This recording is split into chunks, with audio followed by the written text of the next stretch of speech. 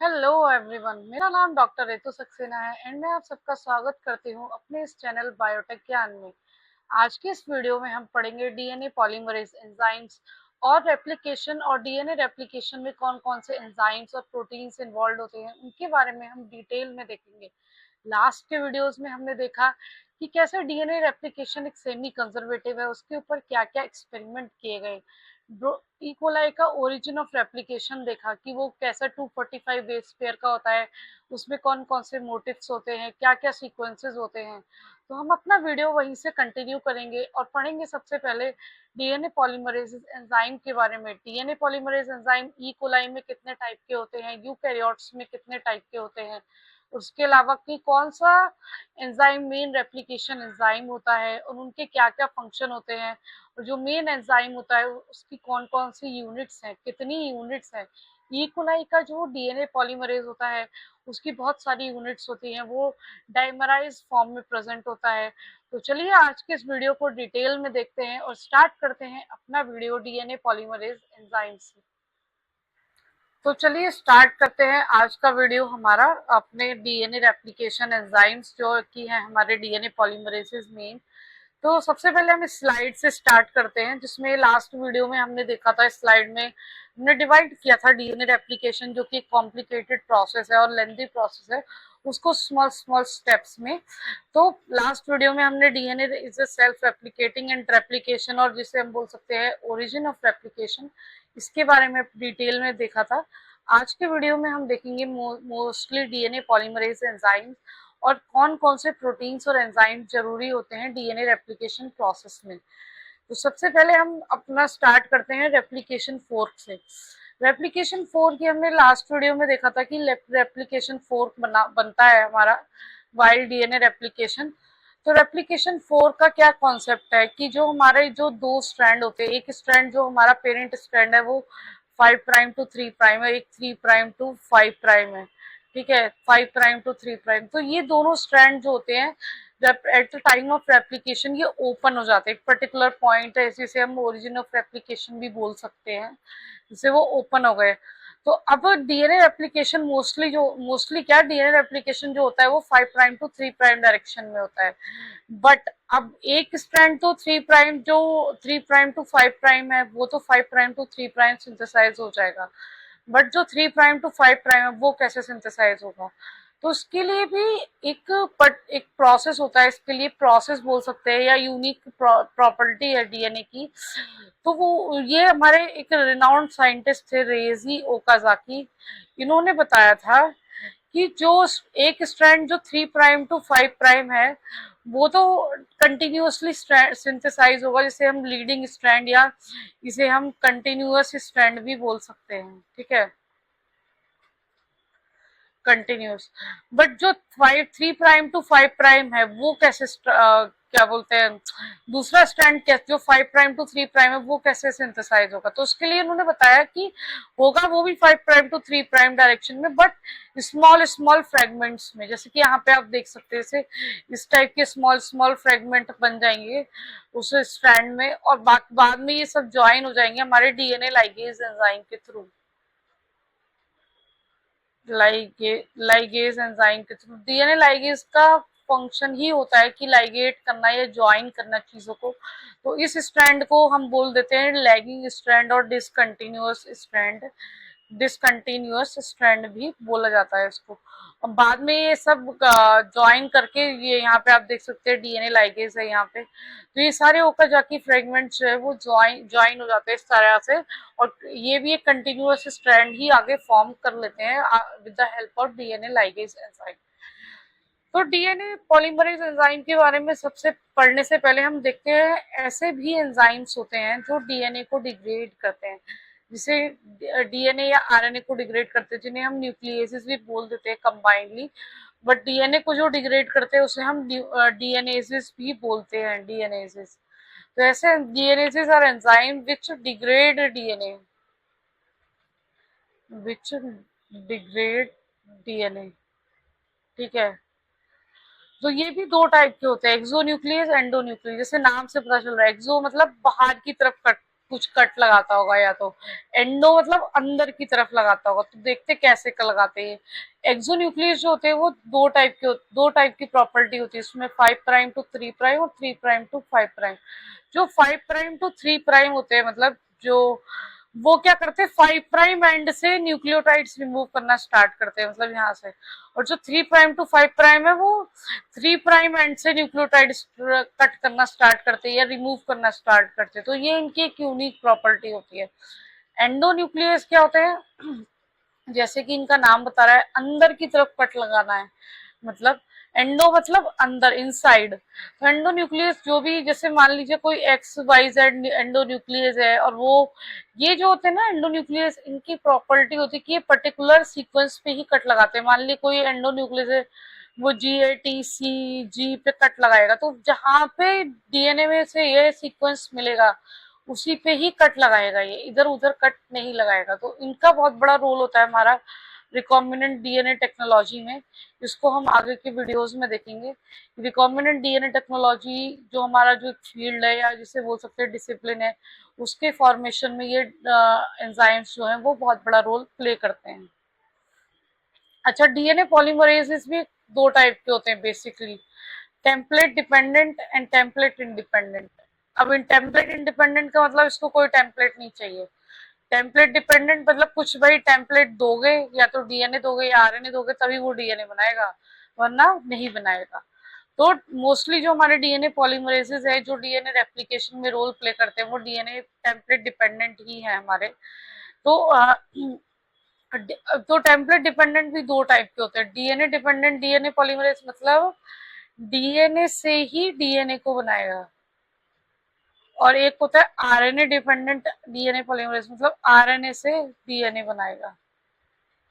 तो इस ये हमने central dogma of molecular biology में भी देखा थे दोनों प्रोसेस।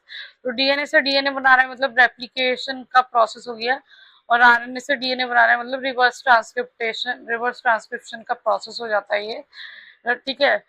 तो इसका भी रोल, बहुत बड़ा रोल होता है इसमें।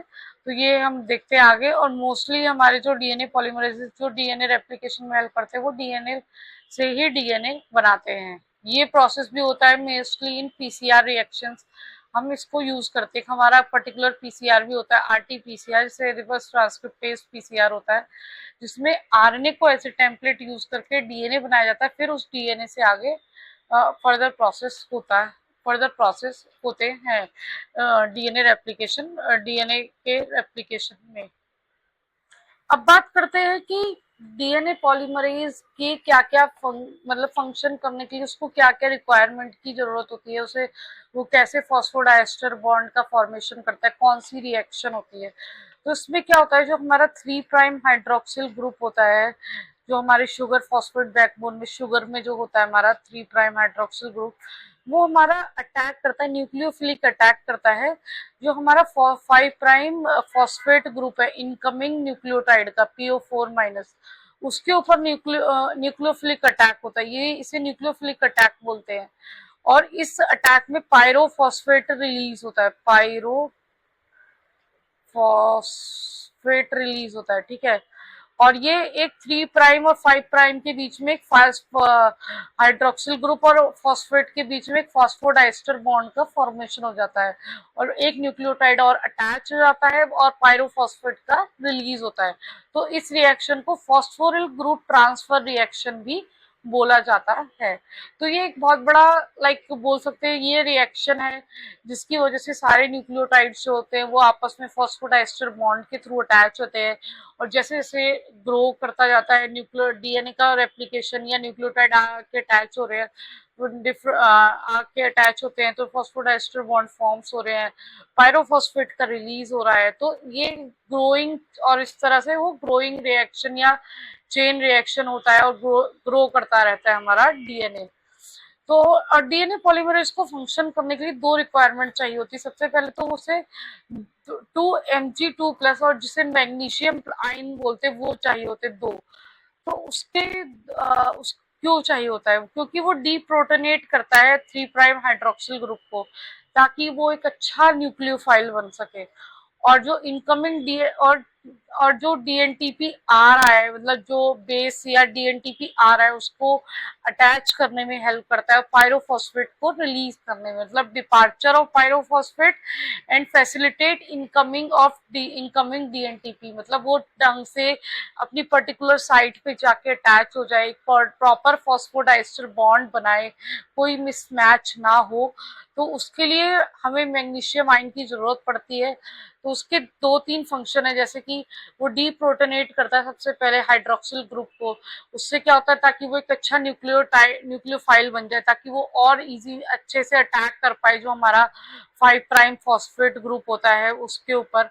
और जब वो ज्यादा अच्छे से अटैक करेगा तो वो इनकमिंग डीएनटी जो है वो इजीली फैसिलिटेट होगा, इजीली उसको आने में उसे ईज रहेगा, और जो इस और पायरोफॉस्फेट जो है वो रिलीज होगा। तो ये सारी रिएक्शन जो है ना वो एक साइक्लिक प्रोसेस है, या फ्लो चार्ट बोल सकते हैं, कि न्यूक्लियोफाइल बनेगा, न्यूक्लियोफाइलिक अटैक होगा, इनकमिंग डीएनटीपी पे आएगा वो, और फिर पायरोफॉस्फेट रिलीज होगा। तो इन सब में मैग्नीशियम आयन की जरूरत पड़ती है। और उसके अलावा एक और डीएनए पॉलीमरेज को बहुत बड़ा जरूरत पड़ता है, वो होता है वो प्राइमर स्ट्रैंड बोलते हैं।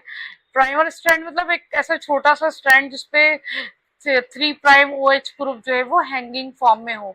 तो इस तरह से ताकि वो आगे बॉन्ड्स बना सके और आगे चेन को ग्रो कर सके। तो प्राइमर स्ट्रैंड की भी बहुत बड़ा रोल है डीएनए रेप्लिकेशन में।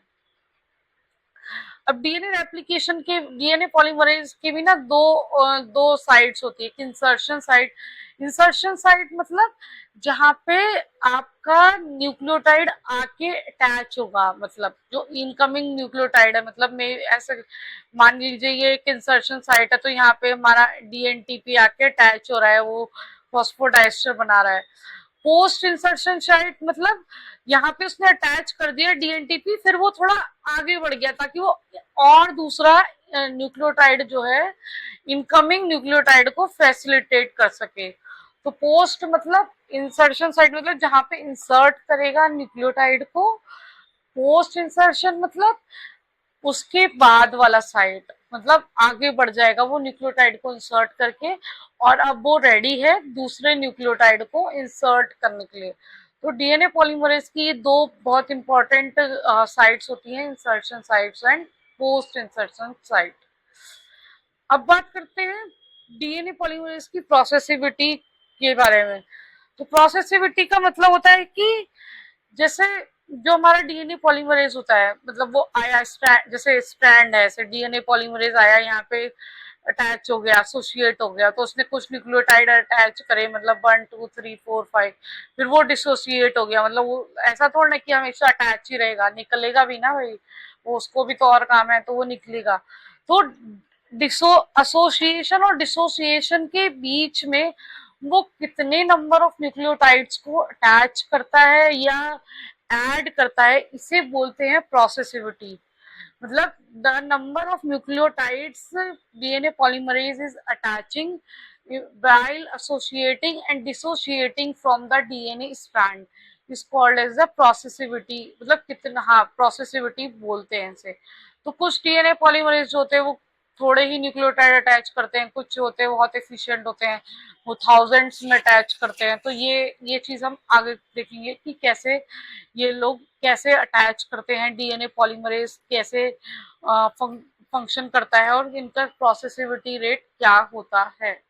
अब बात करते हैं types of DNA polymerase in E coli. सबसे पहले हम ई कोलाई में देखते हैं कि कितने टाइप के डीएनए पॉलीमरेज होते हैं।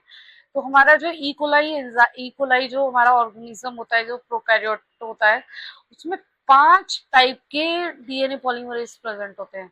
तो सबसे पहला जो डीएनए पॉलीमरेज 1 जो बोला गया, जिसे कोर्नबर्ग एंजाइम भी बोला गया, क्यों? क्योंकि जो हमारे रिनाउंड साइंटिस्ट थे आर्थर कोर्नबर्ग, इन्होंने इसे डिस्कवर किया था, और इसके लिए इन्हें नोबेल प्राइज भी मिला था डिस्कवर करने के लिए। तो ये जो होता है वो मोनोमेरिक प्रोटीन होता है, मतलब इसमें एक ही वो होता है, एक ही पॉलीपेप्टाइड होता है बोल सकते हैं, और एक ही यूनिट होता है, इसमें कोई और सब यूनिट नहीं होता है, इसीलिए इसे मोनोमेरिक बोला जाता है। और ये 928 अमाइनो एसिड का होता है। अब इसमें 3 टाइप की एक्टिविटीज होती है, एक तो 5 prime to 3 prime polymerase activity, 5 prime to 3 prime exonuclease and 3 prime to 5 prime exonuclease activity. ठीक है, मतलब ये एक्सोन्यूक्लियस और पॉलीमरेज दोनों का काम करता है। अब क्या होता है, हमारा जो एक एंजाइम होता है सब्टिलिसिन और ट्रिप्सिन, अगर हम उससे इसको क्लीव करते हैं इस पॉलीमरेज वन को, तो वो फ्रेगमेंट पे बन जाता है। एक लार्जर जो होता है वो हमारा सी टर्मिनल हो जाता है, सी टर्मिनल, जिसमें पॉलीमरेज और 3 prime to 5 prime exonuclease activity हो, तो इसे क्लीनो फ्रेगमेंट भी बोला जाता है। इसे क्लीनो फ्रेगमेंट भी हम बोलते हैं कि हाँ ये हमारा क्लीनो फ्रेगमेंट है। ठीक है, और जो हमारा ये होता है क्या बोलते हैं, और जो बाकी जो बचा हुआ स्ट्रैंड, बाकी जो बचा वो स्मॉलर होता है एंड टर्मिनल फ्रेगमेंट, इसमें से 5 prime to 3 prime exonuclease activity होती है। तो ये स्मॉलर फ्रेगमेंट हो गया। बाकी जो बड़ा जो हमारा फ्रेगमेंट था उसे क्लीनो फ्रेगमेंट भी हमने बोला। और इसकी प्रोसेसिबिलिटी मतलब लो होती है, मतलब एक बार एक साइकिल जो होता है एसोसिएट और डिसोसिएशन का, उसमें सिर्फ 200 न्यूक्लियोटाइड ही अटैच कर पाता है, ज्यादा नहीं कर पाता है। और ये प्राइमर रिमूवल की तरह भी फंक्शन करता है, गैप फिल भी करता है। मेनली इसका फंक्शन जो होता है वो डीएनए रिपेयर में होता है, ये मेन डीएनए रेप्लिकेटिंग पॉलीमरेज नहीं होता है। फिर उसके बाद हमारा आता है डीएनए पॉलीमरेज 2। ये भी मोनोमरिक प्रोटीन है, इसमें भी polymerase activity but 3 prime to 5 prime exonuclease activity होती है। इसकी भी प्रोसेसिविटी लो होती है, और ये भी डीएनए रेप्लिकेशन रिपेयर में मेनली हेल्प करता है। और जब डैमेज हो जाता है डीएनए तब रेप्लिकेशन में, तब इसको ये ठीक करने में हेल्प करता है। ठीक है, ये हमारा, तो अब ये है हमारा डीएनए पॉलीमरेज थर्ड, जो है हमारा मेन रेप्लिकेटिंग एंजाइम। ये प्राइमरी एंजाइम होता है, मल्टी प्रोटीन कॉम्प्लेक्स, मतलब बहुत सारी प्रोटीन्स होते हैं इसके, 10 पॉलीपेप्टाइड होते हैं। कैसे होते हैं अभी यहाँ पे देखते हैं हम। इसका पॉलीमराइजेशन रेट या बोल सकते हैं इससे प्रोसेसिविटी रेट बहुत हाई होता है। एक जो एसोसिएशन और डिसोसिएशन का प्रोसेस होता है उसमें 1000 न्यूक्लियोटाइड पर सेकंड तक अटैच कर देता है। तो ये होलो एंजाइम की तरह भी एक्ट करता है ड्यूरिंग रेप्लिकेशन। अब इसकी 4 कंपोनेंट होते हैं, जैसे कि आप यहाँ पे पिक्चर में देख पा रहे होंगे। फर्स्ट एक तो हो गया कैटालिटिक कोर कॉम्प्लेक्स, मतलब ये जो हमारा अल्फा, एप्सिलॉन और टाउ ये मिलके कोर कॉम्प्लेक्स बनाते हैं, कैटालिटिक कोर बनाते हैं, कैटालिटिक कोर बनाते हैं। ठीक है, ये जो हो गया हमारा tau is a dimerisation component, dimerisation. ठीक है, फिर हो गया हमारा बीटा क्लैंप और स्लाइडिंग क्लैंप जिसे हम बोलते हैं, ये अटैच करता है और स्लाइड करने में हेल्प करता है ड्यूरिंग रेप्लिकेशन डीएनए पॉलीमरेज को, उसको स्लाइडिंग क्लैंप भी बोलते हैं। और ये जो पांचों यूनिट्स है हमारी, ये मिलके क्लैंप लोडर बनाते हैं, क्लैंप लोडर को हेल्प करते हैं। और ये जो पूरा एंजाइम आप देख रहे हैं, हर हर यूनिट की दो दो, हर जो हमारा सब यूनिट है या प्रोटीन है उसकी दो दो कॉपीज है। तो डाइमराइज्ड मोस्टली, और मतलब ये बीटा की कैटालिटिक कोर की और ये डाइमराइजेशन कांस्टेंट की 2 कॉपीज होती है। और ये क्लैंप लोडर जो होता है वो हेल्प करता है इनको स्टेबल करने में।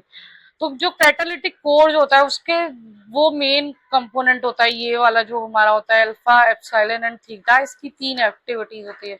अल्फा के अंदर तो इंपॉर्टेंट एक्टिविटी होती है polymerase, 5 prime to 3 prime polymerase activity, epsilon 3 prime to 5 prime exonuclease activity, और जो थीटा होता है वो प्रूफ रीडिंग करता है, मतलब वो देखता है कि जो एप्सिलॉन ने जो मिसमैच हुआ या जो अटैच किया या जो भी पॉलीमरेज हुआ वो सही तो हुआ है, कहीं मिसमैच तो नहीं। प्रूफ रीडिंग का मतलब होता है कि कोई मिसमैच तो नहीं है, उसको रिपेयर करने में वो हेल्प करता है।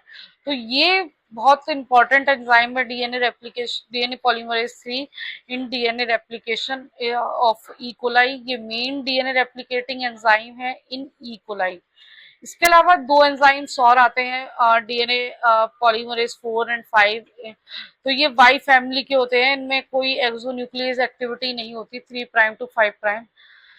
इनकी कैटालिटिक इफिशियंसी भी लो होती है, प्रोसेसिविटी भी लो होती है, फिडेलिटी रेट भी लो होता है, बट ये डैमेज डीएनए को रेप्लिकेट करने में हेल्प करते हैं, और या बोल सकते हैं डीएनए रिपेयर में हेल्प करते हैं। तो हमारा डीएनए थर्ड जो होता है is the main replicating enzyme, main replicating, and बाकी एंजाइम जो होते हैं मोस्टली वो डीएनए रिपेयर रेप्लिकेशन एंजाइम होता है थर्ड। बाकी वो जो होते हैं वो डीएनए रिपेयर या गैप फिलिंग में हेल्प करते हैं in E coli DNA replication process. अब जल्दी से डिफरेंसेस देख लेते हैं कि हमने जो डीएनए पॉलीमरेज पढ़े, हमारे जो तीन, हम बोल सकते हैं इकोलाई में तीन मेजर डीएनए पॉलीमरेज है, 1, 2 एंड 3, 1, 2 एंड 3। ये इनमें क्या डिफरेंसेस है, लाइक इस जीन इनके डीएनए पॉलीमरेज 1 जो होता है वो पॉल ए जीन से होता है, डीएनए 2 जो होता है पॉल सी से बी से, और डीएनए थर्ड जो होता है पॉल सी से। इस पॉल डीएनए पॉलीमरेज 1 और 2 में तो 1 ही सब यूनिट होता है, लेकिन थर्ड में हमारे 10 यूनिट होती है, और ये मेन रेप्लिकेटिंग एंजाइम भी होता है।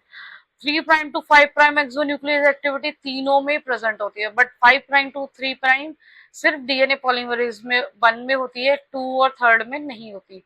अगर पॉलीमराइजेशन रेट की बात करें तो जो थर्ड वाला जो होता है हमारा, वो सबसे ज्यादा न्यूक्लियोटाइड्स अटैच कर पाता है पर सेकेंड, मतलब, और उसकी प्रोसेसिविटी भी सबसे ज्यादा हाई होती है। बाकी जो दोनों होते हैं उनकी प्रोसेसिविटी और पॉलीमराइजेशन रेट दोनों लो होता है, ठीक है।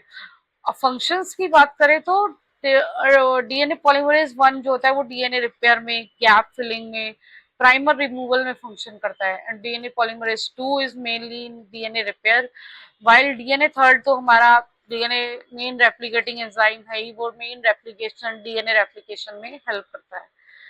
इसके अलावा जो यूकैरियोट्स होते हैं, यूकैरियोट्स में भी चार पांच पांच तरह के डीएनए पॉलीमरेज होते हैं और उनके क्या क्या फंक्शन होते हैं यहाँ पे हम इस टेबल में हम देख सकते हैं डिटेल में, कि जो मेन जो रेप्लिकेटिंग एंजाइम होता है वो डीएनए पॉलीमरेज डेल्टा बोल सकते हैं, इसे डेल्टा होता है ये। और बाकी जो एंजाइम होते हैं लाइक अल्फा जो होता है वो प्राइमिंग में हेल्प करता है, बीटा जो होता है वो बेस रिपेयर में हेल्प करता है, गामा जो होता है वो माइटोकॉन्ड्रियल डीएनए में रेप्लिकेशन में हेल्प करता है, delta is the main replication enzyme, and epsilon का भी थोड़ा कुछ फंक्शन अनसर्टेन सा ही है, अभी इसका कुछ फंक्शन अभी पता नहीं चल पा रहा है। तो ये, और इनमें भी एक्सोन्यूक्लियस एक्टिविटी की अगर बात करें तो 5' to 3' एक्सोन्यूक्लियस एक्टिविटी तो किसी में भी नहीं है, मतलब आप यहाँ देख सकते हैं, but 3' to 5' DNA polymerase alpha and beta को छोड़ के सब में है। तो यूकैरियोट में भी कॉम्प्लिकेटेड प्रोसेस ही है डीएनए रेप्लिकेशन, उसमें भी 4-5 एंजाइम इन्वॉल्व होते हैं, जैसे कि प्रोकैरियोट्स में हमने देखा एक मेन रेप्लिकेटिंग है, बाकी जो होते हैं वो डीएनए रिपेयर में या बेस एक्ससिजन रिपेयर में, प्राइमिंग में या गैप फिलिंग में हेल्प करते हैं। अब ये हमारा एक बहुत इंपॉर्टेंट टेबल है जिसमें हम यहाँ पे मैंने दिखाया है कि डीएनए पॉलीमरेज के अलावा कौन कौन से एंजाइम्स या प्रोटीन्स इन्वॉल्व होते हैं डीएनए रेप्लिकेशन में। इसके बारे में डिटेल्ड में तो हम डीएनए रेप्लिकेशन जो हमारा नेक्स्ट वीडियो आएगा उसमें पढ़ेंगे, बट यहाँ पे हम थोड़ा सा देख लेते हैं ओवरव्यू। जैसे तो डीएनए ए होता है वो रिकॉग्नाइज करता है सीक्वेंस एट ओरिजिन में, और वो डुप्लेक्स को ओपन करने में हेल्प करता है। डीएनए बी जो होता है वो अनवाइंड करता है डीएनए को। डीएनए सी जो होता है वो डीएनए बी की अनबाइंडिंग में हेल्प करता है, बाइंडिंग में हेल्प करता है ओरिजिन में। फिर हिस्टोन लाइक प्रोटीन भी होते हैं, और इन सब की देखिए डिफरेंट सब यूनिट्स भी है। डीएनए ए का तो 1 ही सब यूनिट है, बट बी और सी के 6 सब यूनिट्स है। अब हिस्टोन यूनिट या हिस्टोन लाइक प्रोटीन को की भी 2 सब यूनिट है। ये हिस्टोन लाइक प्रोटीन है और डीएनए बाइंडिंग प्रोटीन है, स्टिमुलेट करता है डी इनिशिएशन को। और फिर उसके बाद दो प्रोटीन है एफआईएस और इंटीग्रेशन होस्ट फैक्टर, इनकी भी दो सब यूनिट है, ये इनिशिएशन को स्टिमुलेट करते हैं। फिर एक हमारा है प्राइमेज या डीएनए जीव जिसे बोल सकते हैं हम, ये डीएनए आरएनए प्राइमर्स को सिंथेसाइज करने में हेल्प करता है। फिर सिंगल स्टैंडर्ड बाइंडिंग प्रोटीन आ गया, ये सिंगल स्ट्रैंड ऑफ डीएनए से बाइंड करता है और इसकी 4 सब यूनिट है। फिर हमारा है डीएनए गाइरेज जिसे हम टोपोआइसोमरेज भी बोलते हैं, ये जो टॉर्शनल स्ट्रेन होता है उसको डीएनए में अनबाइंडिंग के द्वारा उसको रिलीज करता है, मतलब डीएनए जैसे निक लगा एक जगह पे तो जो टॉर्शन आया उसमें वो डबल हेलिकल होता है, बाइंड होता है, सुपर कॉइल्ड होता है, तो उसको रिलीज करने में ये हेल्प करता है। फिर डीएनए मिथाइलेज जो होता है वो मिथाइलेट करता है जीएटीसी सीक्वेंस को एट ओरिजिन ऑफ रेप्लिकेशन में। तो ये सारे प्रोटीन्स जो है वो इन्वॉल्व होते हैं डीएनए रेप्लिकेशन में अपार्ट फ्रॉम डीएनए पॉलीमरेज, और इनके हर स्टेप पे इनका डिफरेंट फंक्शन है। ये हम डिटेल में नेक्स्ट वीडियो जो हमारा डीएनए रेप्लिकेशन पे आएगा उसके ऊपर हम देखते हैं। तो आज अब इस स्लाइड में हम देखते हैं हमारे की टेक अवेज क्या है, मतलब हमने आज के वीडियो में क्या पढ़ा। तो सबसे पहले हमने वो देखा कि हमारे जो रेप्लिकेशन फोर्क के बारे में हमने देखा कि रेप्लिकेशन फोर्क क्या होता है, लीडिंग स्ट्रैंड और लैगिंग स्ट्रैंड क्या होता है रेप्लिकेशन फोर्क। फिर उसके बाद हमने देखा न्यूक्लियेसिस हमारे डिग्रेड करते हैं, एंजाइम्स जो डीएनए को डिग्रेड करते हैं। फिर उसके बाद हमने देखा कि डीएनए पॉलीमरेज कितने टाइप के होते हैं, types of DNA polymerase. DNA polymerase के टाइप्स कितने कितने टाइप के डीएनए पॉलीमरेज होते हैं। फिर उसके बाद हमने देखा कि डीएनए पॉलीमरेज को फंक्शन करने के लिए क्या रिक्वायरमेंट है, फंक्शन और उनकी रिक्वायरमेंट क्या है, और उनका प्रोसेसिविटी रेट, प्रोसेसिविटी क्या होता है ये भी हमने देखा। फिर ई कोलाई में हमारे 5 टाइप के डीएनए पॉलीमरेज है, कौन सा मेन रेप्लिकेटिंग एंजाइम है, ठीक है। डीएनए पॉल है 5, 1, 2, 3, 4, 5। इसी टाइप से हमारे क्या बोलते हैं यूकैरियोट में भी 5 टाइप के होते हैं। तो उनके क्या फंक्शंस हैं, क्या डिटेल में हमने देखा कि क्या कैसे फंक्शन करते हैं वो, और उनका डेल्टा जो होता है वो मेन रेप्लिकेटिंग एंजाइम होता है। डीएन यूकैरियोट्स में भी एक replicating enzyme main replicating enzyme है, और बाकी जो होते हैं वो डीएनए रिपेयर में, गैप फिलिंग में इसमें हेल्प करते हैं। तो आज के इस वीडियो में हमने इतनी सारी चीजें के बारे में देखा कि कैसे डीएनए पॉलीमरेज फंक्शन करते हैं। और इसके अलावा हमने एक चीज और देखी कि डीएनए के मतलब रेप्लिकेशन में प्रोटीन्स कौन कौन से इन्वॉल्व होते हैं apart from the DNA polymerase. अब almost 10 types of proteins involve होते हैं apart from the DNA replication apart from DNA polymerase in DNA replication process में। आज का वीडियो हम यहीं पे स्टॉप करते हैं। नेक्स्ट वीडियो में हम पढ़ेंगे डीएनए रेप्लिकेशन के बारे में, डिटेल्ड में पढ़ेंगे उसके क्या क्या स्टेप्स होते हैं, इनिशिएशन, इलोंगेशन एंड टर्मिनेशन, कौन कौन से हमने एंजाइम्स और प्रोटीन्स तो सारे पढ़ लिए कि डीएनए में रेप्लिकेशन में डीएनए पॉलीमरेज यूज होता है, कौन कौन से एंजाइम्स होते हैं पॉलीमरेज के अलावा।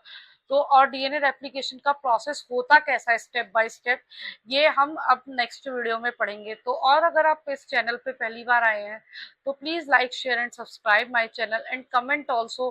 अगर आप कोई पर्टिकुलर टॉपिक पढ़ना चाहते हैं या चाहते हैं कि मैं कोई पर्टिकुलर टॉपिक पढ़ाऊँ आपको, तो प्लीज उसके लिए आप इस पे कमेंट करें। एंड इस चैनल को please like, share and subscribe my channel.